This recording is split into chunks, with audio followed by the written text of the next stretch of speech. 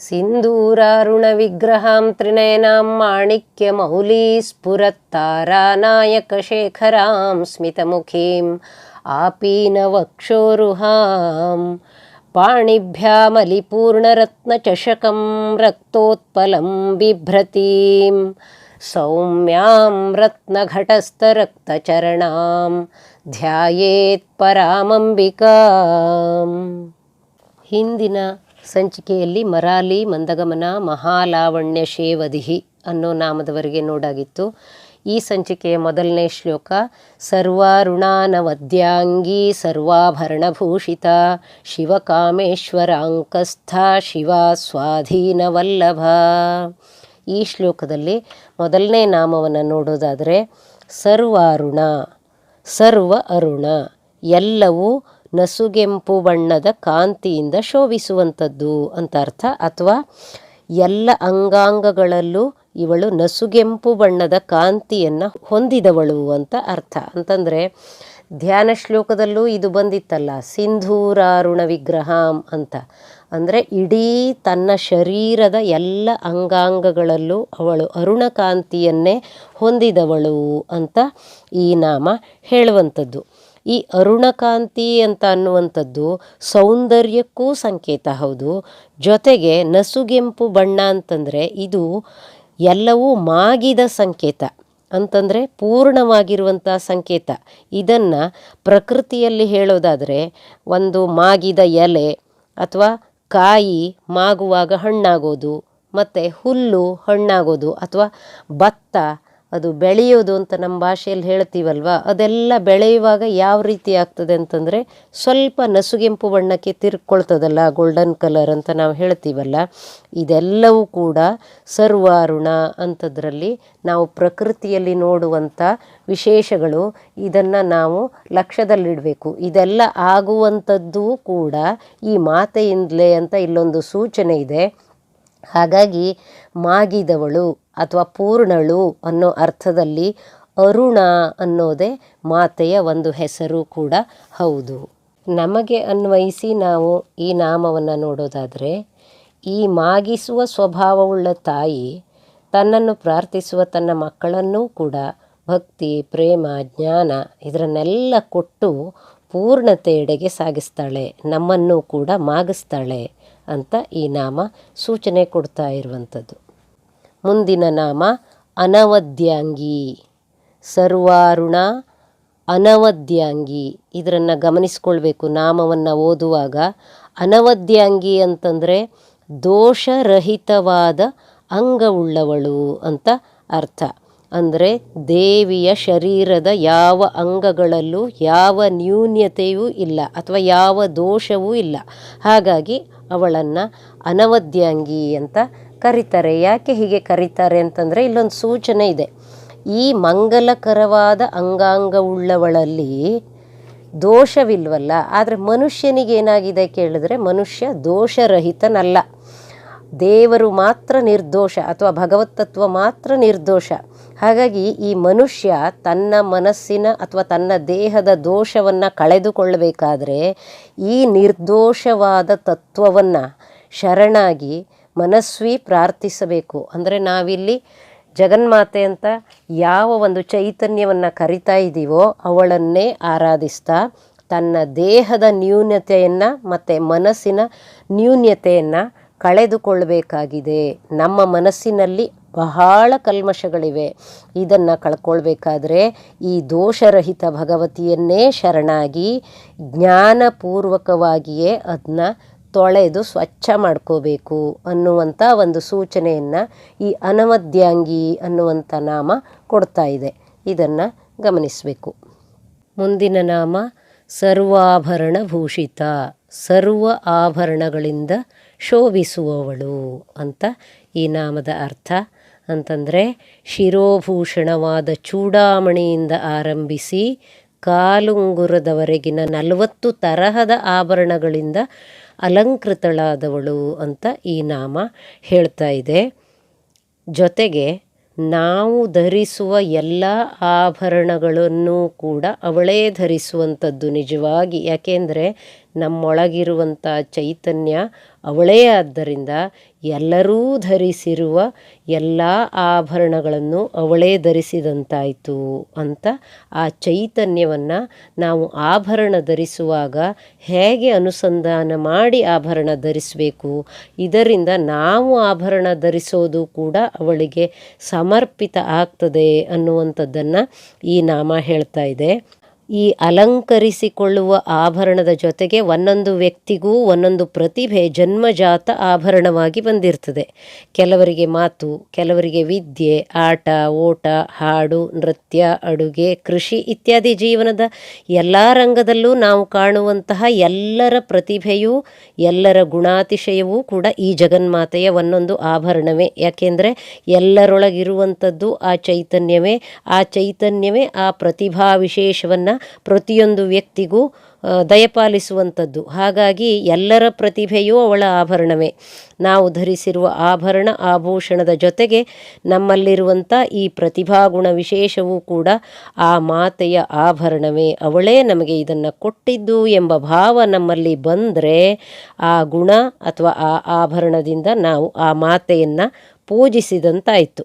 ಕೆರೆಯ ನೀರನ್ನು ಕೆರೆಗೆ ಚೆಲ್ಲಿ ಅನ್ನುವ ಭಾವ ಈ ಒಂದು ನಾಮದ ಅನುಸಂಧಾನದಲ್ಲಿ ಬರಬೇಕು. ಹಾಗೆ ಬಂದರೆ ಆ ಆಭರಣ ಧರಿಸುವುದಕ್ಕೂ ಮತ್ತು ಆ ಪ್ರತಿಭೆಯನ್ನು ಅವಳಿಗೆ ಸಮರ್ಪಣೆ ಮಾಡದಂತೆ ಒಂದು ಭಾವ ವಿಶೇಷ ನಮ್ಮಲ್ಲಿ ಬರ್ತದಲ್ಲ, ಆಗ ಅದು ಸಾರ್ಥಕ ಆಗ್ತದೆ ಅಂತ ಈ ನಾಮ ಸೂಚ್ಯವಾಗಿ ಹೇಳ್ತಾ ಇದೆ.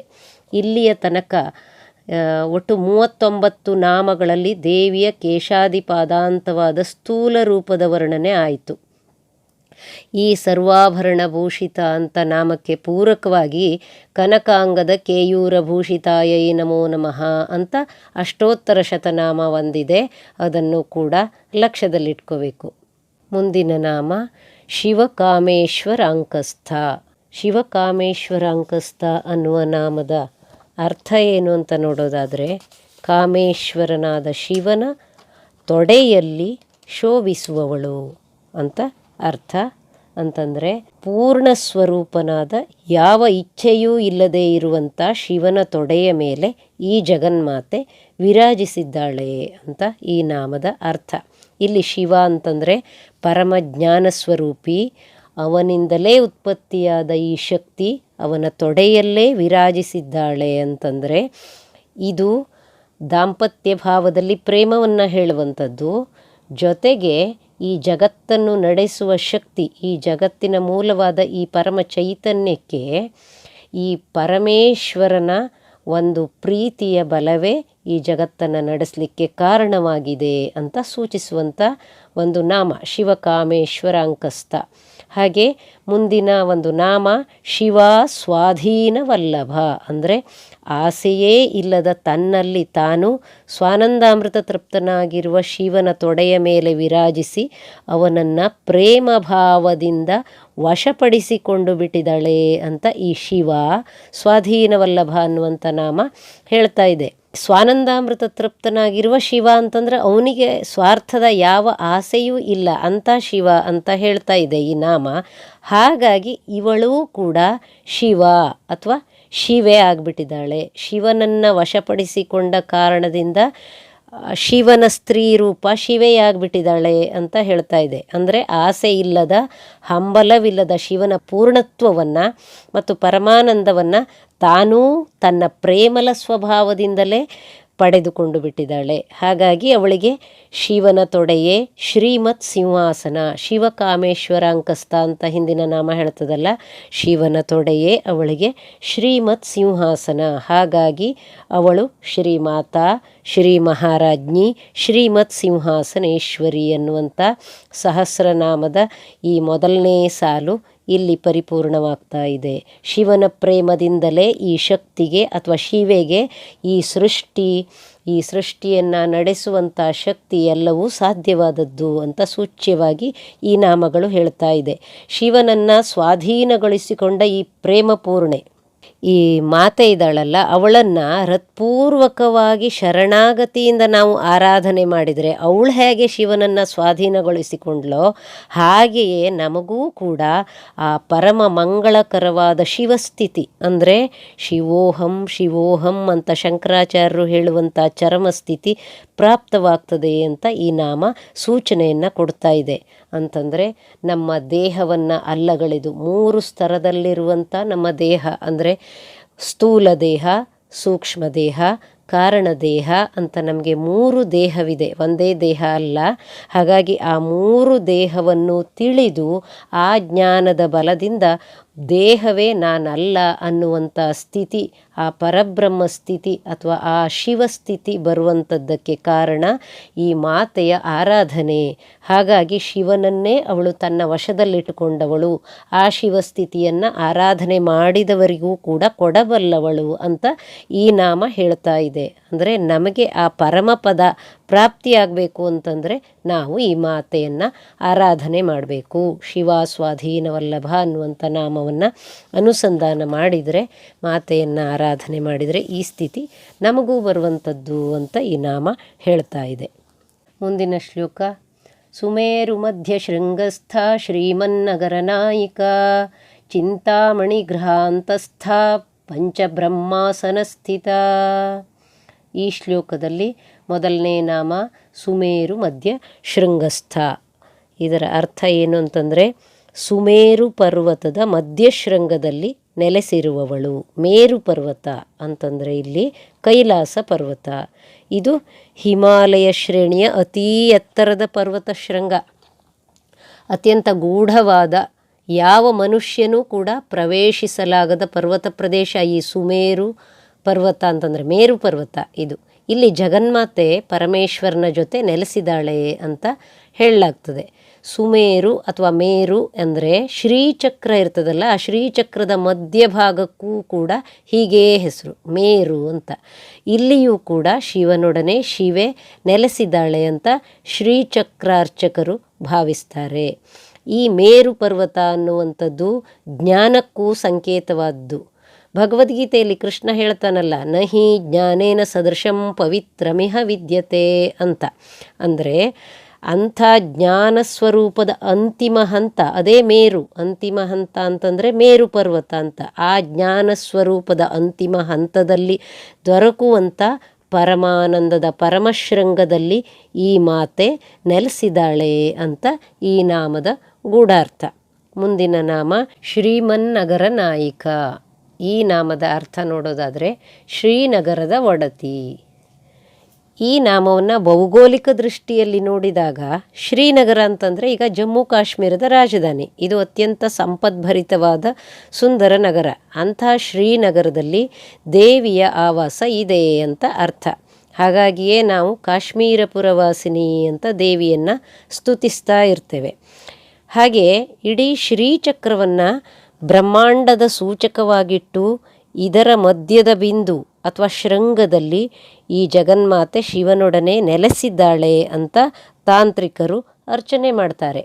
ಹಾಗೆ ನಮ್ಮ ಶರೀರಕ್ಕೆ ಈ ನಾಮವನ್ನು ಅನ್ವಯಿಸಿ ನೋಡಿದಾಗ ಅಂದರೆ ಸುಮೇರು ಮಧ್ಯ ಶೃಂಗಸ್ಥ ಶ್ರೀಮನ್ನಗರ ನಾಯಿಕ, ಈ ನಾಮವನ್ನು ನಾವು ನಮ್ಮ ಶರೀರಕ್ಕೆ ಅನ್ವಯಿಸಿ ನೋಡಿಕೊಂಡ್ರೆ ಇಡೀ ನಮ್ಮ ಶರೀರವೇ ಶ್ರೀಪುರ ಅಥವಾ ಬ್ರಹ್ಮಪುರ. ಇಡೀ ಬ್ರಹ್ಮಾಂಡವೇ ನಮ್ಮ ದೇಹದಲ್ಲಿ ಚಿಕ್ಕ ಪ್ರಮಾಣದಲ್ಲಿದೆ, ಸೂಕ್ಷ್ಮವಾಗಿದೆ. ಎಲ್ಲರ ದೇಹವೂ ಎಲ್ಲ ದೇಹವೂ ಕೂಡ ಒಂದು ಪುಟ್ಟ ಬ್ರಹ್ಮಾಂಡವೇ. ಈ ಶರೀರವೆಂಬ ಪಟ್ಟಣದಲ್ಲಿ ಶಿರಸ್ಸು ಅಂದರೆ ತಲೆ, ಇದೇ ಸುಮೇರು ಪರ್ವತ ಅಥವಾ ಶ್ರೀನಗರ.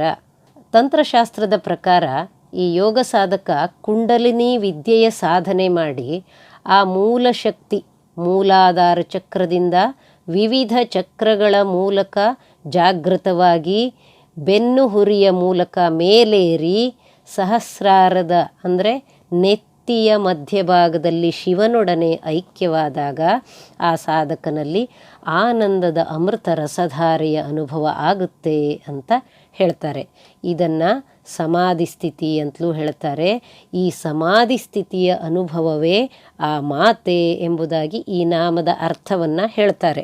ಅಂದರೆ ನಮ್ಮೊಳಗಿರುವ ಚೈತನ್ಯ ಆ ರೀತಿ ಅಂದರೆ ಜಾಗೃತವಾದಾಗ ಪರಮಾನಂದದಲ್ಲಿ ಪರ್ಯವಸಾನ ಆಗ್ತದೆ. ಈ ಚೈತನ್ಯದ ಜಾಗೃತಿ ಅನ್ನೋ ಅರ್ಥದಲ್ಲಿ ಶ್ರೀಮನ್ನಗರ ನಾಯಕ ಅಂತ ಹೇಳುವಂಥದ್ದು. ಒಟ್ಟಿನಲ್ಲಿ ಈ ಶ್ರೀಮನ್ನಗರ ನಾಯಕ ಎಂಬ ನಾಮ ಇಡೀ ಬ್ರಹ್ಮಾಂಡ ನಗರಿಗೂ ಹಾಗೂ ನಮ್ಮ ಶರೀರವೆಂಬ ಪಿಂಡಾಂಡ ನಗರಿಗೂ ಕೂಡ ಈ ಚೈತನ್ಯವೇ ಅಧಿದೇವತೆ ಎಂಬುದಾಗಿ ಹೇಳ್ತಾ ಇದೆ. ಇದನ್ನು ಗಮನಿಸಿಕೊಳ್ಬೇಕು. ಮುಂದಿನ ನಾಮ ಚಿಂತಾಮಣಿ ಗೃಹಾಂತಸ್ಥ. ಚಿಂತಾಮಣಿ ಎಂಬ ಮನೆಯ ಒಳಗಿರುವವಳು ಅಂತ ಇದರ ಅರ್ಥ. ಚಿಂತಾಮಣಿ ಅಂತಂದರೆ ನಾವು ಇಚ್ಛಿಸಿದ್ದನ್ನು ಕೊಡುವ ಮಣಿ. ಈ ಚಿಂತಾಮಣಿ ಅನ್ನುವಂಥ ಮನೆಯ ಒಳಗಿರುವ ಶಕ್ತಿ ಈ ಮಾತೆ ಅಂತಂದರೆ ನಾವು ಅಂತರಂಗದ ಒಳಗಿನಿಂದ ಯಾವುದನ್ನು ನಿಜವಾಗಿ ಇಚ್ಛಿಸಬೇಕು ಅನ್ನುವಂಥ ವಿವೇಕವನ್ನು ಉದ್ದೀಪ್ತ ಮಾಡುವ ಶಕ್ತಿ ಚೈತನ್ಯ ಅಂತ ಇದರ ಅರ್ಥ. ನಮ್ಮ ಮನಸ್ಸಿನ ಸ್ಥಿತಿ ಹೇಗಿದೆ? ಈ ಮನಸ್ಸು ಕಂಡಿದ್ದನ್ನೆಲ್ಲ ಬಯಸ್ತದೆ, ಆದರೆ ನಿಜವಾಗಿ ಯಾವುದನ್ನು ಬಯಸಬೇಕು ಅಂತ ಈ ಮನಸ್ಸಿಗೆ ಗೊತ್ತಿಲ್ಲ.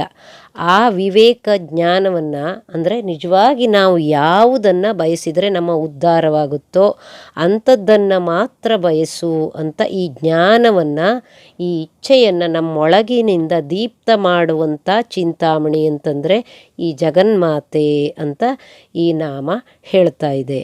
ಇದಕ್ಕೆ ಪೂರಕವಾಗಿ ರತ್ನ ಚಿಂತಾಮಣಿ ಗ್ರಹ ಮಧ್ಯಸ್ಥಾಯೈ ನಮೋ ನಮಃ ಅಂತ ಅಷ್ಟೋತ್ತರ ಶತನಾಮ ಇದೆ. ಇದನ್ನು ಗಮನಿಸಿಕೊಳ್ಳಿ. ಮುಂದಿನ ನಾಮ ಪಂಚಬ್ರಹ್ಮಾಸನ ಸ್ಥಿತ ಅಂತಂದರೆ ಪಂಚಬ್ರಹ್ಮರೇ ಆಸನವಾದ ಮಂಚದಲ್ಲಿರುವವಳು ಅಂತ ಈ ನಾಮದ ಅರ್ಥ. ಈ ತಂತ್ರಶಾಸ್ತ್ರದಲ್ಲಿ ಬ್ರಹ್ಮ, ವಿಷ್ಣು, ರುದ್ರ, ಈಶ್ವರ ಮತ್ತು ಸದಾಶಿವ ಎಂದು 5 ತತ್ವಗಳನ್ನು ಈ ಸೃಷ್ಟಿಯನ್ನು ಮತ್ತು ಸ್ಥಿತಿಯನ್ನು, ಲಯವನ್ನು ನಡೆಸುವಂಥ ದೇವತೆಗಳು ಅಂತ ಒಪ್ಪಿಕೊಳ್ಳಲಾಗಿದೆ. ಅವುಗಳನ್ನೇ ಇಲ್ಲಿ ಪಂಚಬ್ರಹ್ಮ ಅಂತ ಕರೆಯುವಂಥದ್ದು. ಆ ಪಂಚಬ್ರಹ್ಮರಲ್ಲೂ ಕೂಡ ಇರುವಂಥ ಚೈತನ್ಯ ಶಕ್ತಿ ಇವಳೇ. ಅಂದರೆ ಅವರ ಮೂಲಕನೂ ಸೃಷ್ಟಿ ಸ್ಥಿತಿ ಲಯವನ್ನು ನಡೆಸುವಂತಹ ಮೂಲ ಚೈತನ್ಯ ಶಕ್ತಿ ಇವಳೇ ಅಂತ ಹೇಳಲಿಕ್ಕೆ ಅಲಂಕಾರಿಕವಾಗಿ ಪಂಚಬ್ರಹ್ಮಾಸನ ಸ್ಥಿತ ಅಂತ ಈ ನಾಮವನ್ನು ಹೇಳಿದ್ದಾರೆ. ಜೊತೆಗೆ ಇದನ್ನು ನಮ್ಮ ಸೃಷ್ಟಿಯಲ್ಲಿ ನಾವು ನೋಡೋದಾದರೆ ಅಥವಾ ನಮ್ಮ ಶರೀರಕ್ಕನ್ವಯಿಸಿ ನೋಡೋದಾದರೆ ತಾತ್ವಿಕವಾಗಿ ಇದು ಹೇಗೆ ತೆರ್ಕೊಳ್ತದೆ ಈ ನಾಮ ಅಂತ ನೋಡ್ಬೋದು. ಈ ಸೃಷ್ಟಿಯಲ್ಲಿರುವಂಥ ಪಂಚಭೂತಗಳಾದ ಭೂಮಿ, ನೀರು, ಅಗ್ನಿ, ಗಾಳಿ, ಆಕಾಶ ಇವುಗಳಲ್ಲಿ ಚೈತನ್ಯಾತ್ಮಕವಾಗಿ ಇರುವವಳು ಇವಳೇ. ಹಾಗೂ ನಮ್ಮ ಶರೀರವೂ ಕೂಡ ಈ ಪಂಚಭೂತಾತ್ಮಕವಾಗಿಯೇ ಇರೋದರಿಂದ ಈ ನಮ್ಮ ಪಂಚಭೂತದ ಶರೀರದಲ್ಲೂ ಕೂಡ ತನ್ನ ನೆಲೆಯನ್ನೇ ಮಾಡಿಕೊಂಡು ಇವಳು ಇದರ ಒಳಗಡೆಯೇ ವಾಸವಾಗಿದ್ದಾಳೆ. ಅಂದರೆ ಆ ಚೈತನ್ಯ ಭಗವತಿಯೇ ನಮ್ಮ ಶರೀರವನ್ನು ತನ್ನ ಮನೆಯನ್ನಾಗಿ ಮಾಡಿಕೊಂಡು ವಾಸವಿದ್ದಾಳೆ ಅಂತ ಈ ನಾಮ ಸೂಚಿಸ್ತಾ ಇದೆ. ಹಾಗಾಗಿಯೇ ನಮ್ಮ ದೇಹವೇ ದೇವಾಲಯ, ಇದರೊಳಗೇ ದೇವರಿದ್ದಾನೆ ಅಂತ ಜ್ಞಾನಿಗಳು ಸದಾ ಹೇಳುವಂಥದ್ದು. ಇದರ ಅರ್ಥ ನಮ್ಮ ದೇಹ ಹೇಗೆ ಕೆಲಸ ಮಾಡ್ತದೆ ಅನ್ನೋದನ್ನು ನಾವು ಸೂಕ್ಷ್ಮವಾಗಿ ಗಮನಿಸಿಕೊಂಡ್ರೆ ನಮಗೇ ಒಳಗಿರುವಂಥ ಈ ಚೇತನದ ರಹಸ್ಯ ತಿಳಿದು ಬರ್ತದೆ ಅಂತ ಈ ನಾಮ ಹೇಳ್ತಿದೆ. ದೇವರು ನಮ್ಮೊಳಗೇ ಇದ್ದಾನೆ ಅಂತ ಜ್ಞಾನಿಗಳು ಹೇಳ್ತಾರಲ್ಲ, ಅದು ಯಾಕೆ ಹೇಳ್ತಾರೆ ಅನ್ನೋದು ನಮ್ಮ ದೇಹದ ಒಂದು ನಡೆ ಹೇಗಿದೆ, ಅದು ಹೇಗೆ ಕೆಲಸ ಮಾಡ್ತದೆ ಅನ್ನೋದನ್ನು ಸೂಕ್ಷ್ಮವಾಗಿ ಗಮನಿಸಿಕೊಂಡ್ರೆ ನಮಗೇ ಗೊತ್ತಾಗ್ತದೆ ಅಂತ ಈ ಪಂಚಬ್ರಹ್ಮಾಸನ ಸ್ಥಿತ ಅನ್ನುವಂಥ ನಾಮ ಸೂಕ್ಷ್ಮವಾಗಿ ಹೇಳ್ತಾ ಇದೆ. ಮುಂದಿನ ಶ್ಲೋಕ ಮಹಾಪದ್ಮಾಟವಿ ಸಂಸ್ಥಾ ಕದಂಬವನವಾಸಿನಿ ಸುಧಾಸಾಗರ ಮಧ್ಯಸ್ಥ ಕಾಮಾಕ್ಷಿ ಕಾಮದಾಯಿನಿ. ಈ ಶ್ಲೋಕದಲ್ಲಿ ಮೊದಲನೇ ನಾಮ ಮಹಾಪದ್ಮಾಟವಿ ಸಂಸ್ಥಾ. ಇದರ ಅರ್ಥ ಏನು ಅಂತಂದರೆ ಮಹಾಪದ್ಮದ ಅಡವಿಯಲ್ಲಿ ಇರುವವಳು ಅಂತ. ಮಹಾಪದ್ಮ ಅಂತಂದರೆ ಸಹಸ್ರ ದಳಗಳುಳ್ಳ ಕಮಲ, ಸಹಸ್ರಾರ, ಅದು ನಮ್ಮ ನಡು ನೆತ್ತಿಯಲ್ಲಿ ಇದೆ ಅಂತ ತಂತ್ರಶಾಸ್ತ್ರದ ಹೇಳಿಕೆ.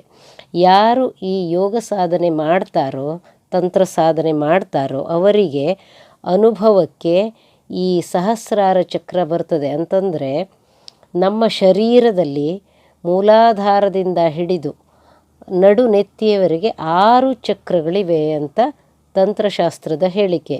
ಈ 6 ಚಕ್ರಗಳನ್ನು ಷಟ್ಚಕ್ರ ಅಂತ ಕರೀತಾರೆ. ಈ ಷಟ್ಚಕ್ರಗಳೆಂದರೆ ಮೂಲಾಧಾರ, ಸ್ವಾಧಿಷ್ಠಾನ, ಮಣಿಪುರ, ಅನಾಹತ, ವಿಶುದ್ಧಿ, ಆಜ್ಞಾ ಹಾಗೂ ಕೊನೆಯಲ್ಲಿ ನಡು ನೆತ್ತಿಯಲ್ಲಿರುವ ಸಹಸ್ರಾರ ಚಕ್ರ ಅಥವಾ ಇದೇ ಸಹಸ್ರದಳ ಪದ್ಮದಂತಿರುವ ಮಹಾಪದ್ಮ. ಇದು ಶಿವನ ಆವಾಸ ಸ್ಥಾನ ಅಂತ ಹೇಳ್ತಾರೆ. ಈ ಅಜ್ಞಾನದ ಸ್ಥಿತಿ ಅಥವಾ ಬರೀ ಲೌಕಿಕ ಜ್ಞಾನ ಮನುಷ್ಯನಲ್ಲಿ ತುಂಬಿರುವಾಗ ಮೂಲಾಧಾರ ಚಕ್ರದಲ್ಲಿ ನಿದ್ರಿಸುವ ಕುಂಡಲಿನಿ ಶಕ್ತಿ ಸಾಧನೆಯನ್ನು ಯಾರು ಮಾಡ್ತಾರೋ ಅವರಿಗೆ ಜಾಗೃತವಾಗಿ ಒಂದೊಂದೇ ಚಕ್ರವನ್ನು ದಾಟಿ ಕೊನೆಗೆ ನಡು ನೆತ್ತಿಯಲ್ಲಿ ಪರಿಶೋಭಿಸುತ್ತಿರುವ ಈ ಮಹಾಪದ್ಮ ಸಹಸ್ರಾರದಲ್ಲಿ ನೆಲೆಸಿರುವ ಶಿವಸ್ಥಿತಿಯಲ್ಲಿ ಐಕ್ಯವಾದಾಗ ಸಾಧಕನಿಗೆ ತನ್ನ ಮೂಲದ ಆನಂದ ಅಥವಾ ಸಮಾಧಿ ಸ್ಥಿತಿ ಸಿದ್ಧಿಸ್ತದೆ. ಈ ಶಕ್ತಿ ಶಿವನೊಡನೆ ಐಕ್ಯವಾದಾಗ ಅಂದರೆ ಮೂಲಾಧಾರದಿಂದ ಜಾಗೃತವಾದ ಶಕ್ತಿ ಏನಿದೆ ಇದು ಶಿವನೊಡನೆ ಐಕ್ಯವಾದಾಗ ಸಿದ್ಧಿಸುವ ಆನಂದದ ಸ್ಥಿತಿಯನ್ನು ಹೇಳಲಿಕ್ಕೋಸ್ಕರ ಈ ನಾಮ ಬಂದಿರುವಂಥದ್ದು. ಇಲ್ಲಿ ಮಹಾಪದ್ಮಾಟವಿ ಸಂಸ್ಥಾ ಅಂತ ಹೇಳ್ತಾರಲ್ಲ, ಅಟವಿ ಅಂತಂದರೆ ಅಡವಿ. ಯಾಕೆ ಈ ಮಹಾಪದ್ಮದ ಅಡವಿಯಲ್ಲಿ ಇರುವವಳು ಅಂತ ಹೇಳ್ತಾರೆ ಅಂತಂದರೆ ಸುಲಭಕ್ಕೆ ಸಿಗದೇ ಇರುವವಳು, ಇವಳು ಸಾಧನೆಗೆ ಮಾತ್ರ ದೊರಕುವವಳು ಅಂತ ಇದರ ಗೂಢಾರ್ಥ. ಮುಂದಿನ ನಾಮ ಕದಂಬ ವನವಾಸಿನಿ ಅಂತಂದರೆ ಕದಂಬ ವನದಲ್ಲಿ ನೆಲೆಸಿರುವವಳು ಅಂತ ಅರ್ಥ. ಕದಂಬವನ ಅಂತಂದರೆ ಕಲ್ಪವೃಕ್ಷದ ಹೆಸರು, ಹಾಗಾಗಿ ಕಲ್ಪವೃಕ್ಷದ ತೋಪಿನಲ್ಲಿ ವಾಸಿಸ್ತಾಳೆ ಅಂತಲೂ ಒಂದು ಅರ್ಥ ಇದೆ. ನಮ್ಮ ಸುತ್ತಮುತ್ತದಲ್ಲೇ ನಾವು ನೋಡೋದಾದರೆ ಕದಂಬವನ ಅಂತಂದರೆ ಹಿಂದಿನ ಕದಂಬ ಮಂಜರಿ ಎನ್ನುವಂಥ ನಾಮದಲ್ಲಿ ಆ ಕದಂಬದ ಹೂವನ್ನು ತೋರಿಸಿದ್ವಿ ಅಲ್ವಾ. ಆ ರೀತಿ ಕದಂಬದ ಹೂವು ಯಾವುದು ಅಂತಂದರೆ ನಮ್ಮ ಆಡು ಭಾಷೆಯಲ್ಲಿ ನಾವು ಹೇಳುವಂಥ ನಮ್ಮ ಸುತ್ತಮುತ್ತಲೇ ಇರುವಂತಹ ಆಪತ್ತಿನ ಮರ. ಇದು ನನಗೆ ಕೇಳುಗರಿಂದ ಸಿಕ್ಕಿದ ಮಾಹಿತಿ, ಅದು ಆಪತ್ತಿನ ಮರ ಅಂತ. ನಾನು ಹಿಂದಿನ ನಾಮದಲ್ಲಿ ಹೇಳಿದ್ದೆ ನಮ್ಮ ಕಡೆ ಇಲ್ಲ ಇದು ಅಂತ, ಆದರೆ ನನಗೆ ಅದು ಪಕ್ಕಾ ಗೊತ್ತಿರಲಿಲ್ಲ. ಕೇಳುಗರೇ ಕೊಟ್ಟ ಮಾಹಿತಿ ಇದು ಆಪತ್ತಿನ ಮರ. ಆ ಹೂವನ್ನು ನೋಡ್ಕೊಂಡು ಅವ್ರು ಮಾಹಿತಿ ಕೊಟ್ಟಿದ್ದಾರೆ, ಇದು ಆಪತ್ತಿನ ಹೂವು ಅಂತ. ಈ ಆಪತ್ತಿನ ಚಕ್ಕೆ ಅಂತ ನಮ್ಮ ಕಡೆ ಬಳಸ್ತಾರೆ ಔಷಧಿಯಾಗಿ. ಈ ಸಿಡುಬು ಮತ್ತು ಬಿಟ್ಟು ಬಿಡದೆ ಬರ್ತಾ ಇರುವಂಥ ಜ್ವರ ಇದೆಯಲ್ಲ, ಇಂಥದ್ದಕ್ಕೆಲ್ಲ ಆಪತ್ತಿನ ಚಕ್ಕೆಯನ್ನು ತೇಯ್ದು ರೋಗಿಗೆ ನೆಕ್ಕಿಸ್ತಾರೆ ಅಲ್ವಾ. ಇದೆಲ್ಲ ನಮಗೆ ಗೊತ್ತೇ ಇದೆ. ಇದರ ಒಂದು ವಿಶಿಷ್ಟತೆ ಏನು ಅಂತಂದರೆ ಆ ಆಪತ್ತಿನ ಮರದಿಂದ ಸಿಗುವಂಥ ಒಂದು ರೀತಿಯ ರಸ ಏನಿದೆ ಅದು ಈ ಸೋಮರಸದಂತೆ ಒಂದು ಅತ್ಯಂತ ಆನಂದವನ್ನು ಉಂಟು ಮಾಡುವ ರಸ ಅಂತೆ. ಆ ಒಂದು ರಸ ಈ ಮಾತೆಗೆ ತುಂಬ ಪ್ರೀತಿಯಂತೆ. ಹಾಗಾಗಿ ಅವಳು ಈ ಕದಂಬವನದಲ್ಲೇ ವಾಸ ಮಾಡ್ತಾಳೆ ಅಂತ ಈ ನಾಮ ಹೇಳುವಂಥದ್ದು. ಈ ಕದಂಬದ ರಸ ಅವಳಿಗೆ ಅತಿ ಪ್ರೀತಿಯಾದ್ದರಿಂದ ಅವಳಿಗೆ ಕಾದಂಬಿನಿ ಅಂತಲೂ ಒಂದು ನಾಮ ಇದೆ. ಮುಂದಿನ ನಾಮ ಸುಧಾಸಾಗರ ಮಧ್ಯಸ್ಥ. ಇದರ ಅರ್ಥ ಸುಧಾಸಾಗರದ ಮಧ್ಯೆ ಇರುವವಳು ಅಥವಾ ಅಮೃತದ ಸಾಗರದ ಮಧ್ಯೆ ಇರುವವಳು ಅಂತ ಅರ್ಥ. ಆನಂದ ಸಾಗರದ ಮಧ್ಯೆ ಈ ತಾಯಿ ಆನಂದವಾಗಿಯೇ ಇರುವವಳು ಅಂತ ಇದರ ಸರಿಯಾದ ವಿವರಣೆ. ಅಂತಂದರೆ ಹೊರಗಡೆ ಎಲ್ಲೋ ಇನ್ನೊಂದು ಆನಂದ ಸಾಗರ ಇದೆ ಅಂತ ನಾವು ಹುಡುಕೋದಲ್ಲ. ನಮ್ಮೆಲ್ಲರ ಮೂಲ ಸ್ವರೂಪವೇ ಆನಂದ. ನಾವೆಲ್ಲರೂ ಕೂಡ ಆ ಆನಂದದಿಂದಲೇ ಹುಟ್ಟಿ ಬಂದವರು ಅಂತ ಉಪನಿಷತ್ ಹೇಳ್ತದೆ. ಆನಂದದಿಂದಲೇ ಇಡೀ ಎಲ್ಲ ಜಗತ್ತೂ ಕೂಡ ಹುಟ್ಟಿರುವಂಥದ್ದು. ಆಶ್ಚರ್ಯ ಅಂತಂದರೆ ನಮಗೆ ಮಾತ್ರ ಆ ಆನಂದ ಸಾಗರದಿಂದಲೇ ನಾವು ಹುಟ್ಟಿ ಬಂದವರಾದರೂ ಕೂಡ ಸಿಗೋ ಆನಂದ, ನಮಗೆ ಸಿಗೋ ಆನಂದ ಮಾತ್ರ ತುಂಬ ಅತ್ಯಲ್ಪ, ತೀರಾ ಅತ್ಯಲ್ಪ. ಯಾಕೆ ಹೀಗೆ? ಆ ಆನಂದದ ಕಡಲೇ ನಮ್ಮೊಳಗಿದೆ. ಅಂತಸ್ಸಮುದ್ರೇ ಹೃದಯಾಂತರಾಯುಷಿ ಅಂತ ಋಷಿ ಮುನಿಗಳು ಕಂಡುಕೊಂಡು ಅದನ್ನು ಸಾರಿದ್ದಾರೆ ಉಪನಿಷತ್ತುಗಳಲ್ಲಿ. ನಮಗೆ ಈ ಆನಂದದ ಸವಿಯನ್ನು ನಮ್ಮೊಳಗೆ ಇದ್ದರೂ ಸವಿಯಕ್ಕಾಗ್ತಿಲ್ಲ. ಯಾಕೆ ಅಂತಂದರೆ ನಾವು ಈಗ ಕೇವಲ ಪ್ರಾಪಂಚಿಕರು, ಬಹಿರ್ಮುಖರು, ಕೇವಲ ಇಂದ್ರಿಯಗಳ ಅನುಭವದ ಜಗತ್ತಿನಲ್ಲಿ ಹೊರಮುಖರಾಗಿ ನಾವು ಬದುಕ್ತಾ ಇದ್ದೇವೆ.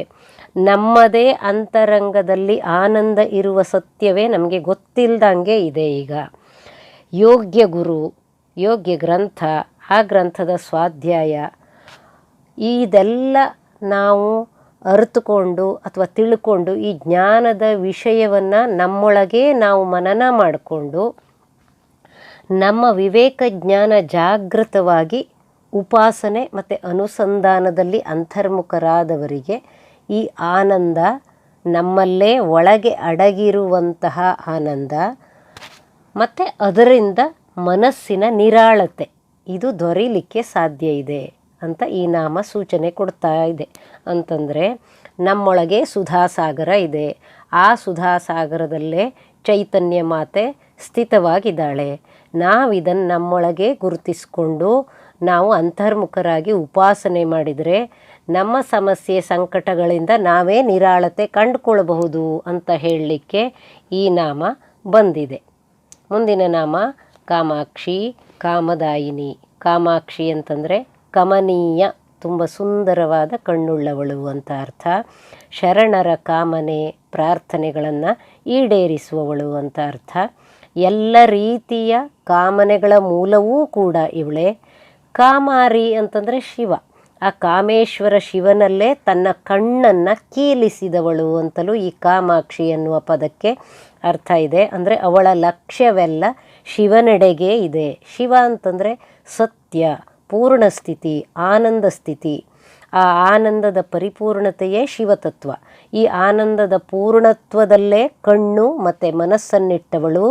ಜೊತೆಗೆ ಯಾರಿಗೆ ಈ ಆನಂದ ಬೇಕೋ ಆ ಭಾವದಿಂದ ಪ್ರಾರ್ಥಿಸುವ ಶರಣರಿಗೂ ಕೂಡ ಈ ಆನಂದದ ಸ್ಥಿತಿಯನ್ನು ಅಥವಾ ಶಿವಸ್ಥಿತಿಯನ್ನು ದೊರಕಿಸಿಕೊಡುವವಳು ಅಂತ ಈ ಕಾಮಾಕ್ಷಿ ಅನ್ನುವಂಥ ನಾಮ ಹೇಳ್ತಾ ಇದೆ. ಜೊತೆಗೆ ಕಾಂಚಿ ಕ್ಷೇತ್ರದ ದೇವಿಯನ್ನು ಕೂಡ ಕಾಮಾಕ್ಷಿ ಅಂತ ಕರೀತಾರೆ. ಮುಂದಿನ ನಾಮ ಕಾಮದಾಯಿನಿ ಅಂತಂದರೆ ಭಕ್ತರ ಮನಸ್ಸಿನ ಇಷ್ಟವನ್ನು ಪೂರೈಸಿ ಕೊಡುವವಳು ಅಂತ ಅರ್ಥ. ಶುದ್ಧ ಮನಸ್ಸಿನಿಂದ ಇಷ್ಟವನ್ನು ಪ್ರಾರ್ಥಿಸಿದ ಶರಣರನ್ನು ಎಂದಿಗೂ ಕೈಬಿಡದೆ ಕೇವಲ ಕಟಾಕ್ಷ ಮಾತ್ರದಿಂದಲೇ, ಅಂದರೆ ಕಣ್ಣೋಟದ ಬಲದಿಂದಲೇ ಅವರ ಇಚ್ಛೆಯನ್ನು ಇವಳು ಪೂರೈಸ್ತಾಳೆ. ಹಾಗಾಗಿ ಅವಳು ಕಾಮಾಕ್ಷಿ ಮತ್ತು ಕಾಮದಾಯಿನಿ ಅಂತ ಈ ನಾಮದ ಅರ್ಥ. ಮುಂದಿನ ಶ್ಲೋಕ ದೇವರ್ಷಿಗಣ ಸಂಘಾತ ಸ್ತೂಯಮಾನಾತ್ಮವೈಭವ ಭಂಡಾಸುರವಧೋದ್ಯುಕ್ತ ಶಕ್ತಿ ಸೇನಾ ಸಮನ್ವಿತ. ಈ ಶ್ಲೋಕದಲ್ಲಿ ಮೊದಲನೇ ನಾಮವನ್ನು ನಾವು ನೋಡೋದಾದರೆ ದೇವರ್ಷಿ ಗಣಗಳ ಸಮೂಹದಿಂದ ಸ್ತುತಿಸಲ್ಪಡುತ್ತಿರುವ ಆತ್ಮವೈಭವವುಳ್ಳವಳು ಅಂತ ಈ ನಾಮದ ಅರ್ಥ. ಅಂದರೆ ದೇವ ಋಷಿಗಣಗಳಿಂದ ಆ ಎಲ್ಲರ ಆತ್ಮಸ್ವರೂಪಿಯಾದ ಜಗನ್ಮಾತೆ ಸ್ತುತಿಸಲ್ಪಡ್ತಾ ಇದ್ದಾಳೆ ಅಂತ ಈ ನಾಮ ಹೇಳ್ತಾ ಇದೆ. ಪ್ರಸ್ತುತ ಸಂದರ್ಭದಲ್ಲಿ ನಾವು ನೆನಪು ಮಾಡ್ಕೋಬೇಕು, ಚಿದಗ್ನಿಕುಂಡ ಸಂಭೂತ ದೇವಕಾರ್ಯ ಸಮುದ್ಯತ ಅಂತ ಹಿಂದಿನ ಒಂದು ನಾಮ ಬಂದಿತ್ತಲ್ಲ, ಆ ಸಂದರ್ಭದಲ್ಲಿ ದೇವತೆಗಳ ಮತ್ತು ಋಷಿಗಣಗಳ ಚಿದಗ್ನಿಯಿಂದ, ಜ್ಞಾನಾಗ್ನಿಯಿಂದ ಈ ಮಾತೆ ಶ್ರೀಚಕ್ರದಿಂದ ಉದ್ಭವಿಸ್ತಾಳೆ ಅಂತ ವಿವರಣೆ ಬಂದಿತ್ತಲ್ಲ. ಆ ವಿವರಣೆಯಂತೆ ಇಲ್ಲಿ ಆತ್ಮಸ್ವರೂಪವನ್ನೇ ಈ ಋಷಿ ಮತ್ತು ದೇವಗಣಗಳು ಸ್ತುತಿಸ್ತಾ ಇದ್ದಾರೆ. ಅವರ ಆತ್ಮಸ್ವರೂಪದಿಂದಲೇ ಇವಳು ಹುಟ್ಟಿ ಬಂದವಳಾದ್ದರಿಂದ ಅವಳನ್ನು ತಮ್ಮ ಆತ್ಮದಲ್ಲೇ ಕಂಡುಕೊಂಡು ಈ ದೇವ ಋಷಿಗಣಗಳು ಸ್ತುತಿಸ್ತಾ ಇದ್ದಾರೆ ಅಂತ ಈ ನಾಮ ಹೇಳ್ತಾ ಇದೆ. ತನ್ನ ಆತ್ಮವೈಭವವನ್ನು ಇಡೀ ಸೃಷ್ಟಿಯ ಒಳಗೆ ಹೊರಗೆ ಎಲ್ಲ ಪೋಣಿಸಿ ಇಟ್ಟು ಅದನ್ನು ಆತ್ಮಾಭಿಮುಖರಾದ ಅಂತರ್ಮುಖರಾದ ದೇವ ಋಷಿಗಣಗಳಿಗೆ ತಮ್ಮೊಳಗಿನಿಂದಲೇ ಅರಿಯುವಂತೆ ಮಾಡಿ ಅವರಿಂದ ಇವಳು ಸ್ತುತಿಸಿಕೊಳ್ತಾ ಇದ್ದಾಳೆ. ಈ ವಿಷಯ ಏನನ್ನು ಹೇಳ್ತದೆ ಅಂತಂದರೆ, ಈ ದೇವಗಣಗಳು ಋಷಿಗಣಗಳೆಲ್ಲ ಜ್ಞಾನಿಗಳು.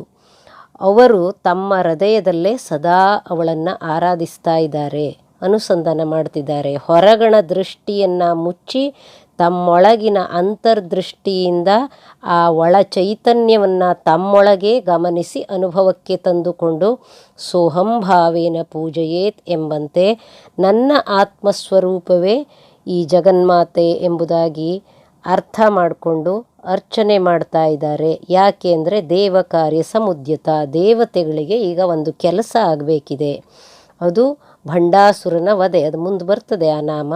ಹಾಗಾಗಿ ಅಂತರ್ಮುಖರಾಗಿ ತಮ್ಮೊಳಗೆ ಈ ದೇವಿಯನ್ನು ಪ್ರಾರ್ಥನೆ ಮಾಡಿಕೊಂಡು ಅರ್ಚನೆ ಮಾಡಿ ಅವಳನ್ನು ಪ್ರತ್ಯಕ್ಷ ಮಾಡಿಕೊಂಡಿದ್ದಾರೆ ಅಂತ ಈ ನಾಮ ಹೇಳ್ತಾ ಇದೆ. ಇದು ಏನು ಹೇಳ್ತಾ ಇದೆ ಅಂತಂದರೆ ನಮಗೂ ಕೂಡ ಸೂಚನೆ ಕೊಡುವಂಥದ್ದು. ಈ ಜ್ಞಾನ ನಮ್ಮೊಳಗೆ ಜಾಗೃತಿಯಾಗಿ ತಾಯಿಯನ್ನು ಅಥವಾ ದೇವರನ್ನು ಹೊರಗಡೆ ಹುಡುಕಬಾರ್ದು.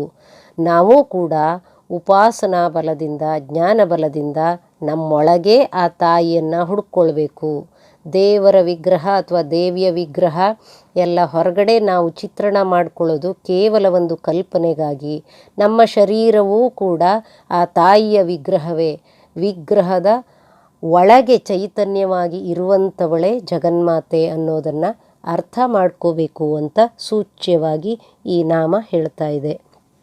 ಹಾಗೆಯೇ ದೇವರ್ಷಿಭಿಸ್ತೂಯಮಾನ ವೈಭವಾಯೈ ನಮೋ ನಮಃ ಅಂತ ಅಷ್ಟೋತ್ತರ ಶತನಾಮ ಒಂದಿದೆ. ಇದು ಕೂಡ ಇದೇ ಅರ್ಥವನ್ನು ಹೇಳುವಂಥದ್ದು. ಇದನ್ನು ಕೂಡ ಗಮನಿಸಿಕೊಳ್ಬೇಕು. ಭಂಡಾಸುರ ವಧೋದ್ಯುಕ್ತ ಶಕ್ತಿ ಸೇನಾ ಸಮನ್ವಿತ ಅಂತ ಮುಂದಿನ ನಾಮ. ಭಂಡಾಸುರನನ್ನು ವಧಿಸಲು ಉದ್ಯುಕ್ತವಾದ ಶಕ್ತಿಗಳ ಸೇನೆಯಿಂದ ಕೂಡಿರುವವಳು ಅಂತ ಈ ನಾಮದ ಅರ್ಥ. ಈ ಭಂಡಾಸುರ ಯಾರು, ದೇವಿ ಅವನನ್ನು ಯಾಕೆ ಸಂಹರಿಸಿದ್ಲು ಅಂತ ಲಲಿತೋಪಾಖ್ಯಾನದಲ್ಲಿ ಈ ವಿಷಯ ದೀರ್ಘವಾಗಿ ಹೇಳ್ತಾ ಹೋಗ್ತದೆ. ಅಲ್ಲಿ ಹೇಳಿದಂತೆ ಶಿವ ಮನ್ಮಥನನ್ನು ದಹಿಸ್ತಾನೆ, ಕಾಮದಹನ ಆಗ್ತದೆ. ಆಗ ಅಲ್ಲೊಂದು ದೊಡ್ಡ ಭಸ್ಮದ ರಾಶಿ ಬೀಳ್ತದೆ. ಆ ಭಸ್ಮವನ್ನು ಶಿವನ ಗಣಗಳಲ್ಲೇ ಒಬ್ಬನಾದ ಚಿತ್ರಕರ್ಮ ಅನ್ನುವಂಥವನ್ನ ಒಟ್ಟುಗೂಡಿಸಿ ಅದನ್ನೊಂದು ಪುರುಷಾಕೃತಿಯ ಗೊಂಬೆಯನ್ನಾಗಿ ಮಾಡ್ತಾನೆ. ತನ್ನ ಮುಂದುಗಡೆ ಇರುವಂಥ ಈ ವಿಚಿತ್ರ ಶರೀರದ ಪುರುಷಾಕಾರವನ್ನು ಪರಶಿವ ಹೀಗೊಂದು ಸಲ ನೋಡ್ತಾನೆ. ಅವನು ನೋಡಿದ ತಕ್ಷಣ ಆ ಗೊಂಬೆಯ ಆಕಾರಕ್ಕೆ ಜೀವ ಬಂದುಬಿಡ್ತದೆ. ಅಂದರೆ ಸುಟ್ಟು ಭಸ್ಮವಾದ ಮನ್ಮಥನ ಒಂದು ಆ ಭಸ್ಮದಿಂದ ಒಡಮೂಡಿದ ಪುರುಷಾಕೃತಿ ಏನಿದೆ ಅದೇ ಭಂಡಾಸುರ. ಆಮೇಲೆ ಅವನೇನು ಮಾಡ್ತಾನೆ ಅಂತಂದರೆ ಶಿವನನ್ನು ಶತರುದ್ರ ಮಂತ್ರದಿಂದ ಸ್ತುತಿ ಮಾಡ್ತಾನೆ. ಹಾಗೆ ಮಾಡಿದಾಗ ಈ ಶಿವನಿಗೆ ಸಂತೋಷವಾಗಿ ಯಾವುದಾದ್ರೂ ವರ ಕೇಳು ಅಂತ ಹೇಳ್ತಾನೆ. ಆಗ ಈ ಭಂಡಾಸುರ ಏನಂತ ಕೇಳ್ತಾನೆ ಅಂದರೆ, ನನ್ನೊಡನೆ ಯುದ್ಧ ಯಾರು ಮಾಡ್ತಾರೋ ಆ ಎದುರಾಳಿಯ ಬಲದಲ್ಲಿ ಅರ್ಧ ಬಲ ನನಗೆ ಸೇರಲಿ, ಅಲ್ಲದೆ ಆ ಶತ್ರುವಿನ ಯಾವ ಅಸ್ತ್ರ ಮತ್ತು ಶಸ್ತ್ರಗಳೂ ಕೂಡ ನನ್ನನ್ನು ವ್ಯಥೆಗೊಳಿಸದೇ ಇರಲಿ ಅಂತ ವರ ಕೇಳ್ತಾನೆ. ಈ ಶಿವ ತಥಾಸ್ತು ಅಂತ ಹೇಳ್ತಾನೆ. ಇದೆಲ್ಲವನ್ನು ಬ್ರಹ್ಮ ನೋಡ್ತಾ ಇರ್ತಾನೆ. ಒಟ್ಟಿನಲ್ಲಿ ಇದು ಲೋಕಕ್ಕೆ ಅಪಾಯ ಅಂತ ಬ್ರಹ್ಮನಿಗೆ ಈ ವಿಷಯ ಗೊತ್ತಾಗಿ ಅವನು ಈ ಭಂಡಾಸುರ ತುಂಬ ಭಂಡನಾಗಿ ಬಿಟ್ಟಿದ್ದಾನೆ. ತನ್ನ ಒಂದು ಅಕಾರ್ಯಕ್ಕೆ ಇವನು ಶಿವನಲ್ಲಿ ವರ ಕೇಳಿದ್ದಾನೆ, ಇವನು ಲೋಕಕಂಟಕನಾಗ್ತಾನೆ ಅನ್ನೋ ಅರ್ಥದಲ್ಲಿ ಭಂಡ್ ಅಂತ ಉಚ್ಚರಿಸ್ತಾನೆ ಬ್ರಹ್ಮ. ಅಲ್ಲಿಂದ ಮುಂದೆ ಇವನಿಗೆ ಭಂಡಾಸುರ ಅಂತಲೇ ಹೆಸರಾಯಿತು. ಈ ಭಂಡಾಸುರ ಮುಂದೆ ಕಂಡ ಸಜ್ಜನರನ್ನು ಬಿಡದೇನೆ ಕಾಡ್ತಾ, ಯಾವ ವಿವೇಕವೂ ಇಲ್ಲದೆ ಮೊಂಡುವಾದ ಭಂಡತನ, ನಿರ್ಲಜ್ಜನಾಗಿ ಅಯೋಗ್ಯ ಮಾರ್ಗದಲ್ಲಿ ಸಂಚರಿಸ್ತಾ ಲೋಕಕಂಟಕರಾದ ಈ ಭಂಡಾಸುರ ಮತ್ತು ಅವನ ಸೈನ್ಯದ ದೈತ್ಯರನ್ನೆಲ್ಲ ಉಂಡು ತೇಗಿದ ಶಕ್ತಿ ಸೇನೆಯಿಂದ ಈ ಮಾತೆ ಸಮನ್ವಿತಳಾದವಳು ಅಂತ ಈ ನಾಮ ಹೇಳ್ತದೆ. ಮುಂದಿನ ನಾಮಗಳಲ್ಲಿ ಆ ಭಂಡಾಸುರನನ್ನು ಹೇಗೆ ಕೊಲ್ತಾಳೆ ಇವಳು ಅನ್ನೋದೇ ಬರ್ತದೆ. ಹಾಗೆ ಈ ಹಿಂದಿನ ನಾಮ ಏನು ಚಿದಗ್ನಿಕುಂಡ ಸಂಭೂತ ದೇವಕಾರ್ಯ ಸಮುದ್ಯತ ಅಂತ ನಾಮ ಬಂದಿತ್ತಲ್ಲ, ಅದರಲ್ಲೂ ಕೂಡ ಈ ಭಂಡಾಸುರನ ವಧೆಗಾಗಿಯೇ ಈ ಲಲಿತಾಂಬಿಕೆಯ ಆವಿರ್ಭಾವ ದೇವತೆಗಳ ಚಿದಗ್ನಿಯಿಂದ ಸಮುದ್ಭೂತವಾಯಿತು ಅಂತ ನಾವು ನೋಡ್ತಾ ಇದ್ದೀವಲ್ವಾ. ಇದನ್ನು ನಾವು ನೆನ್ಪಿಟ್ಕೋಬೇಕು. ಮುಂದಿನ ನಾಮಗಳೆಲ್ಲ ಇದಕ್ಕೆ ಪೂರಕವಾಗಿಯೇ ಇರುವಂಥದ್ದು. ಅಂದರೆ ಇದೇನು ಹೇಳ್ತದೆ ಅಂತಂದರೆ, ಯಾರು ಜಗನ್ಮಾತೆಯನ್ನು ಆರಾಧನೆ ಮಾಡ್ತಾರೋ ಅವರ ಭಂಡತನವನ್ನೂ ಕೂಡ ಏನಾದರೂ ಒಂದು ಒಳಗಿನ ತಮೋಗುಣ ಏನಿದೆ ಅದಿದ್ದರೆ ಆ ತಮೋಗುಣವನ್ನು ಕೂಡ ಈ ಲಲಿತಾಂಬಿಕೆ ಕಳೆದು ಬಿಡ್ತಾಳೆ ಅಂತ ನಮಗೂ ಕೂಡ ಸೂಚನೆ ಕೊಡ್ತಾ ಇದೆ. ಯಾವ ಭಂಡತನವೇ ಇರಲಿ ಅರಿಯದೇ ನಮ್ಮಲ್ಲಿ ಉಳಿದುಕೊಂಡಿದ್ರೆ ಅದರನ್ನು ಅವಳು ನಿರ್ಮೂಲ ಮಾಡ್ತಾಳೆ ಅಂತ ಸೂಚ್ಯವಾಗಿ ಈ ನಾಮ ಹೇಳ್ತಾ ಇದೆ. ಇದನ್ನು ಗಮನಿಸಬೇಕು. ಈ ಸಹಸ್ರನಾಮಗಳಲ್ಲಿ ಒಂದೊಂದು ನಾಮವೂ ಕೂಡ ಒಂದೊಂದು ಮಂತ್ರ. ಈ ಮಂತ್ರಾರ್ಥಗಳು ಹಲವು ರೀತಿಯಲ್ಲಿ ಈ ಜಗತ್ತಿಗೆ ಸಂಬಂಧಿಸಿದ ವಿಷಯಗಳು, ಮನುಷ್ಯ, ದೇವ, ಋಷಿಗಳು, ಜೀವರಾಶಿಗಳಿಗೆಲ್ಲ ಸಂಬಂಧಿಸಿದ ಹಾಗೂ ಈ ಜಗತ್ತು ಮತ್ತು ಜೀವರಾಶಿಗಳ ಅಸ್ತಿತ್ವಕ್ಕೆ ಕಾರಣವಾದ ಮೂಲ ಚೈತನ್ಯ ಶ್ರೀ ಲಲಿತಾಂಬಿಕೆಯ ಅನೇಕ ಗೂಢವಾದ ಸಂಗತಿಗಳನ್ನು ತುಂಬ ಧ್ವನಿಪೂರ್ಣವಾಗಿ ಸಾಂಕೇತಿಕವಾಗಿ ತೆರೆದು ತೋರಿಸುವಂತೆ ವಶಿನ್ಯಾದಿ ವಾಗ್ದೇವಿಯರು ಅತ್ಯಂತ ಕೌಶಲಪೂರ್ಣವಾಗಿ ರಚನೆ ಮಾಡಿದ್ದಾರೆ. ಈ ಒಂದು ಸಹಸ್ರನಾಮಾವಳಿಯನ್ನು ಸುಂದರವಾದ ಒಂದು ಹಾರವನ್ನಾಗಿ ಮಾಡಿ ಈ ಮಂತ್ರಮಾಲೆಯನ್ನು ಆ ಲಲಿತಾಂಬಿಕೆಯ ಕೊರಳಿಗೆ ವಶಿನ್ಯಾದಿ ವಾಗ್ದೇವಿಯರು ಸಮರ್ಪಣೆ ಮಾಡಿದ್ದಾರೆ. ಹಾಗಾಗಿ ಈ ಮಂತ್ರವನ್ನು ಅಥವಾ ಈ ಗೂಢಾರ್ಥವಾದ ನಾಮಗಳನ್ನು ಶ್ರವಣ ಮನನಗಳಿಂದ ಉಪಾಸನೆ ಮಾಡುವಂಥದ್ದು ಅತ್ಯಂತ ಶ್ರೇಷ್ಠ ಹಾಗೂ ಪರಿಣಾಮಕಾರಿ ಆರಾಧನಾ ವಿಧಾನ. ಇದಕ್ಕಾಗಿ ಮತ್ತೆ ಈ ವಿಷಯಗಳನ್ನು ಚೆನ್ನಾಗಿ ಕೇಳಬೇಕು, ಯೋಚನೆ ಮಾಡಬೇಕು, ಆ ವಿಷಯಗಳನ್ನು ಮತ್ತೆ ಮನನ ಮಾಡಿಕೊಂಡು ಆರಾಧನೆ ಮಾಡಬೇಕು. ಹೀಗೆ ಮಾಡಿದರೆ ನಮ್ಮ ಆರಾಧನೆ ತುಂಬ ಫಲಕಾರಿಯಾಗ್ತದೆ ಅಂತ ಹೇಳ್ತಾ ಮುಂದಿನ ನಾಮಗಳನ್ನು ಮುಂದಿನ ಸಂಚಿಕೆಯಲ್ಲಿ ನೋಡೋಣ. ನಮಸ್ಕಾರ.